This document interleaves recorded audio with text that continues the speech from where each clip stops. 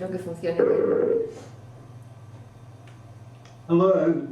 Hello. Yeah, we can see you. You have to see Santiago. Is this here? Is that all technicians? Hello. Technician? Hello, Can you see Bruce. us? This is Santiago, Isabel, and now Arthur, you know me. Well, I have to present you. So, there is something I have to say. You come from Adelaide. I'm about sixth generation, but that you know, and some people are longer in Sydney and in Tasmania, but nowhere very long. You know. Hello, Bruce. This is a real honor, a real pleasure to speak to you and to get to know you a little bit more. Where were your parents from? Mm-hmm. Your parents were from Australia already, or they were English coming, or? I am a mongrel Australian, mixed ethnicity Australia, mostly from the British Isles. I had one great-grandparent born in Western Australia, but I am English, Scottish, Irish and Spanish. Oh, that's a surprise. Very good. ¿Hablas español? Sorry.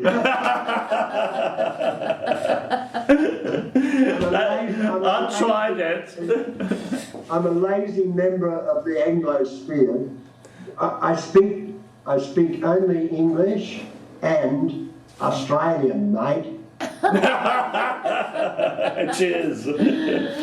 So you say that when you were a child, you had a dysgraphic Condition. I still have. condition.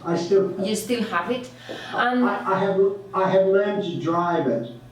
My drawing was always expressive, more than deeply representational, if you know what I mean. I mean, I have friends who are so-called visual, and they can see the world. You know, they can see the world with an icy clarity and put it down on paper or on canvas. You know, I just don't have that gift. That's not what I can do. That's awesome. I mean, I like you probably. I was taught traditional life drawing. I found it very, very difficult. I think it was the only thread. Art was the only thread that held. You know, when my life went to pieces, there was still that thread. That was that thread still holds. I mean, I'm an old man, and I still paint. All painting is cave painting. The technology of painting, as it's applied now, is not hugely different from what people in the what cave. was done on the walls of caves in Spain and France. Altamira, France, exactly. And at the same time here in Australia, by Aboriginals. Exact. They were also painting walls and caves here. You realise that quality is no new thing. You have done ink works. Those are type works with a mapping pen. They're very slow. That's very slow. Exactly. But, I mean, I always begin with a gesture. I always begin with that. Yes, but I've seen But you... then I can go to this. Yes. Fiddle, fiddle, fiddle, fiddle. that's very interesting. That's very interesting. But began with a gesture. It always begins with a gesture. Yes, and do you normally work on canvas? Don't you? Or I sometimes work on paper for years. I slip into one form or another. I have been working on paper for years. Since my exhibition in 2013, I went back onto paper and mixed I could even go and grab some drawings if you wanted me to, but some mixed media pieces. I was avoiding using the mediums. I was just rubbing the oil onto the canvas, or sometimes adding just linseed oil, which has no nasty fumes. But of course, if you use just linseed oil, it Does takes not dry. forever to dry. At the moment, I'm starting with charcoal. Oh, yeah. And fixing the charcoal onto the surface onto the linen with acrylic medium, and then working them with acrylic. That's the technique of the moment, and I'm sort of doing a series that I have done. Stay there a minute. Oh my God. This is south of centre. Yeah. I have beginning with charcoal. Yeah. And then adding acrylic. Is the acrylic diluted, or is it thick as it comes out from the pot? Almost nothing. Perhaps slightly damp the brush. No mediums, nothing. No mediums, nothing. I may later become, I see wilder pictures there in the book. When I finish this series, I may go wild with the acrylic. Rather than go back to oils, I may start experimenting with the acrylic in a wild way, and then I will probably use mediums. Okay. Like the spread a medium, but I don't know. Right now, it's very tight.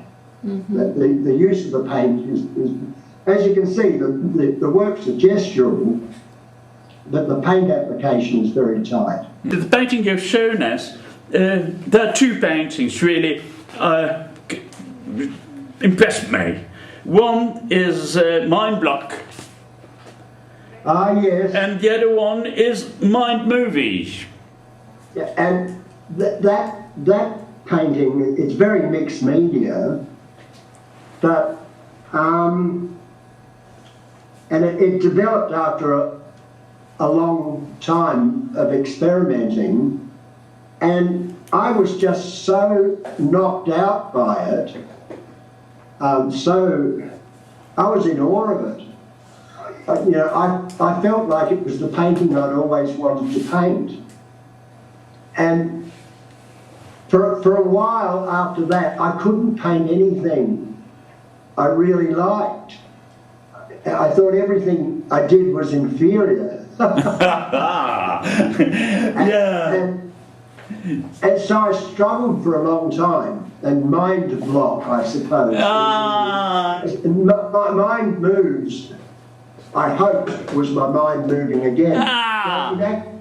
In actual fact, I later decided I didn't like it very much, and because it still didn't quite live up to my hero,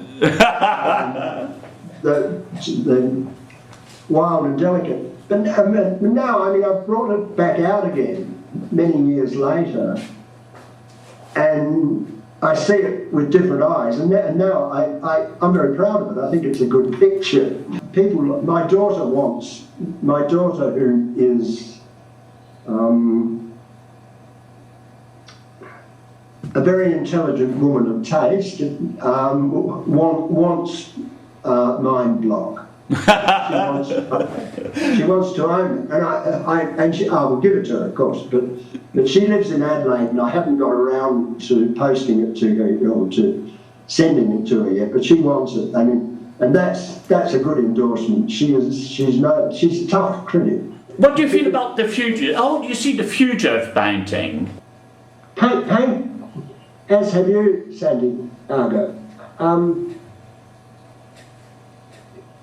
You say that you're one of the last gallery people who still really cares about painting, for which I think you're wonderful. But painting has gone through many stages of being under threat. I come from Adelaide, as you know, and Adelaide, an isolated city of over 1 million people, an idea can catch hold there and take over, and the art intellectual scene there got taken over by several things along the way, including hard edge painting, minimal abstraction, to a point where if you weren't hard edged, you weren't a proper painter at all. And I was soft edged then, of course. but also the whole post object thing, the notion that an idea is more important than an object. Yeah, I've been through this. So if I paint stripes in an alleyway and sit there for days and take dozens of photographs of the changing light in that alleyway and the leaves blowing everywhere, etc., and then I put all those bad photographs together, then that is a great idea and everybody should applaud me. And silly painters who just make objects, you can't really take them seriously, can you? In Adelaide was a bad place at times to be a painter. In all the world? The bigger Australian cities, like Sydney and Melbourne, were big enough that they could have their hard edge scene or their post object scene, but their painting scene had enough critical mass that they could ignore them, and they could get on with their thing with quite a lot of support. In a smaller city like Adelaide, that's harder to do. Yeah, that all the movers and shakers are telling you that painting's not it anymore. We're old-fashioned people who like objects. We like beautiful, exciting, dangerous objects. Definitely, yes. Exact. And in the pub, you know the word pub? Yes. In the bar one night when Bruce had had a few drinks, and so had he, we were having a discussion, and I said to him that I was more interested in painting than I was in ideas. And some months later, one of my former students had an exhibition of paintings in the local gallery, and I asked him what he thought. And he said, painting is boring. Yeah. But the lines are drawn. Yes, this is very interesting. You talk about digital art too, because for artists, if I go out a lot and listen to other people being creative, you know, playing musical, much as I love music, but if I go out and listen to jazz or country rock or whatever, no matter how brilliant, I end up getting irritated. You know, I can love it, don't get me wrong, I can love it, I can be transported, but do it too much. Go to lots of galleries, look at other people doing wonderful things, you know. In the end, I just get irritated because I want to be the creator. Absolutely. I don't want to be the consumer. I guess they had the glory, if you like. Yeah, you see them that flows, and we work alone in a workplace, and nobody is there to applause. Exactly. It's unfair. Once every few years we put up an exhibition, and we have to be well dressed. We finally get one night of applause. Yes, and we have to say yes and yes and yes to everybody.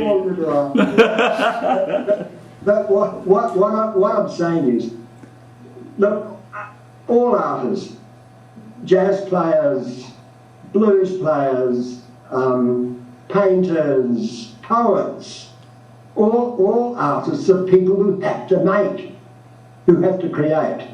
And but you are seduced by emptiness. Just tell me something about it. Interesting, interesting. I'm not sure that I'm good at emptiness. I tend to fill space, but I am philosophically interested in the idea, and I do strive to express the idea. But I guess the idea I get from Eastern art, from the art and philosophy of China and Japan in particular.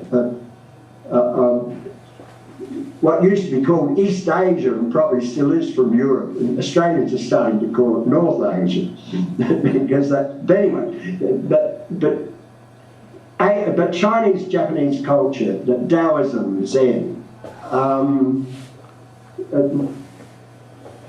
Just look at a Chinese or a Japanese traditional brush painting. Yeah.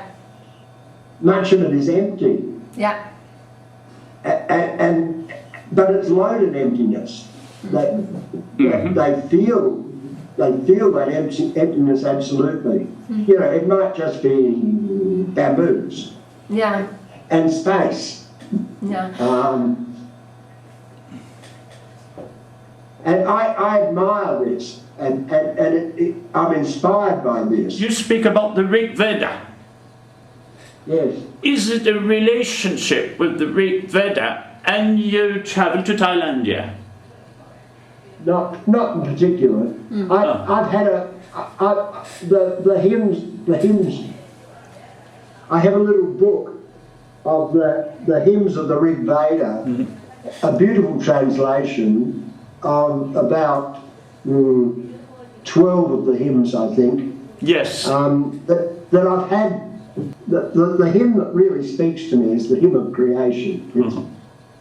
I just like creation stories, you know. Genesis. The Genesis, yeah, I realise now, yeah. The first chapter of Genesis in particular, and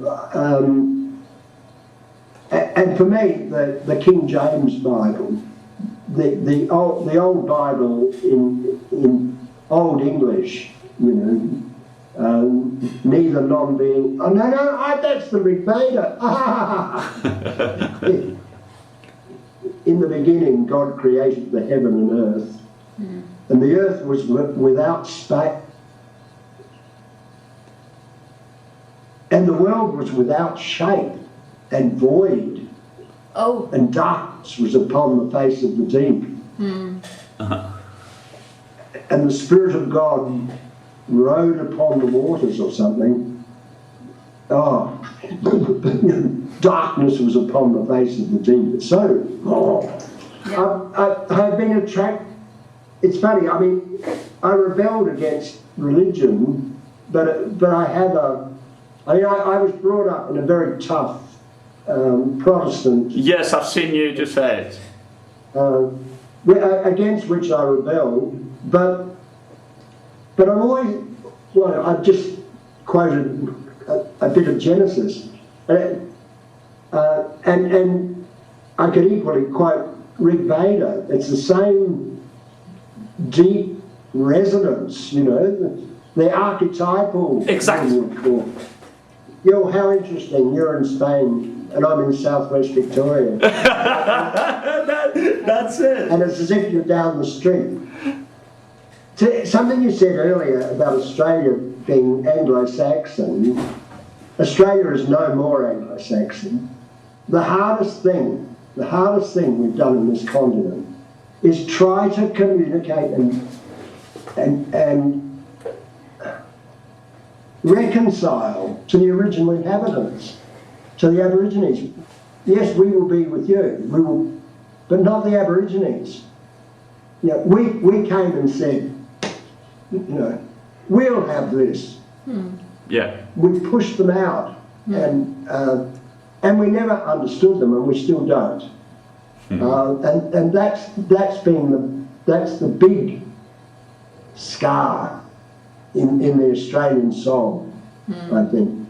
You know, we get on very well. I mean, we have racists, of course, but we get on very well with Vietnamese and Thais and Spaniards and Italians and Greeks and, you know, all great. Wonderful multicultural Australia, but we haven't succeeded with the Aborigines. Bruce, we have to say goodbye, more or less. I've just had a lovely time. It's been very enjoyable to exchange ideas and I enjoy your enthusiasm. I enjoy both of you, your spirit of life and enthusiasm. Thank you so much. For what you're doing. This is wonderful. And thank you. Thank you very much. Goodbye. Bye. Goodbye, Bruce. A pleasure.